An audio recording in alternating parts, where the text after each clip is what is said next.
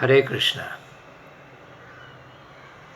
It was in Los Angeles where I got acquainted with His Divine Grace Srila Prabhupada's movement.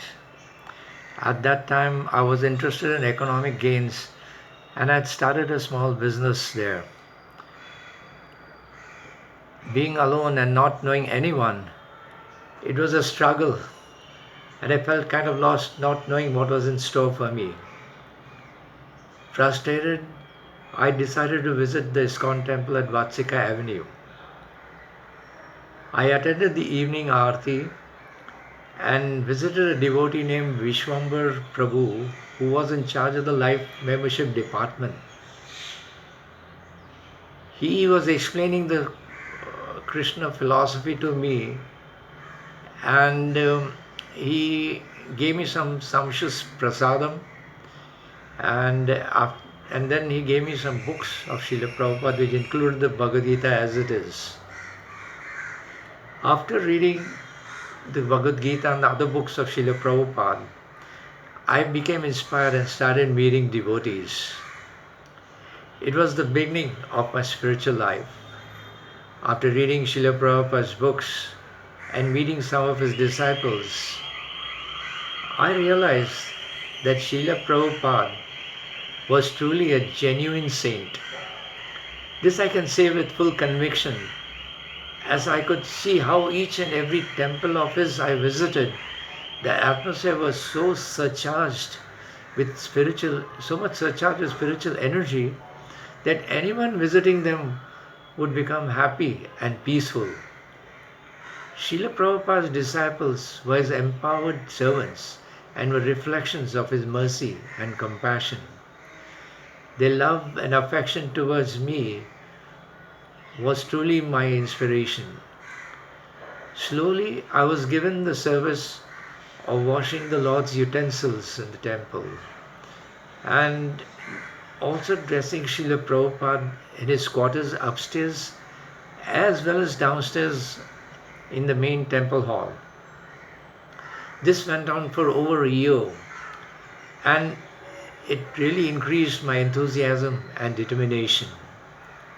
At that time, I was doing the business of gemstones. Later, I realized that Srila Prabhupada's disciples were the rarest gems and were illuminating the lives of thousands of peoples worldwide. Wherever I visited places where Srila Prabhupada performed his pastimes, his presence could be felt in the loving mood of his devotees and the temple deities. It is said in the scriptures that wherever a pure devotee stays, even for a short duration, that place becomes a place of pilgrimage. Srila Prabhupada emphasized so much on book distribution, and his books have caused a spiritual revolution worldwide. We can see this when Srila Prabhupada went with his beloved disciple, His Grace Shyam Sundar Prabhu, to Russia to preach the gospel of love and peace. It was almost impossible to preach to the communists, but because Srila Prabhupada had a deep desire and determination to save fallen souls, one sincere soul named Ivan, after hearing Srila Prabhupada's message, became an instrument to spread the message of the Gita to hundreds and thousands of people all over Russia. Today, there are so many ISKCON centers in Russia with thousands of devotees. That was Krishna's reciprocation with Srila Prabhupada's desire to save suffering souls. By the potency of the shelter of the pure devotees' lotus feet, even a fool can collect the valuable jewels of conclusive truth from the minds of the revealed scriptures. Srila Prabhupada's books have changed thousands of people's crow-like mentality into swans. At that time, when I took an interest in distributing Srila Prabhupada's books.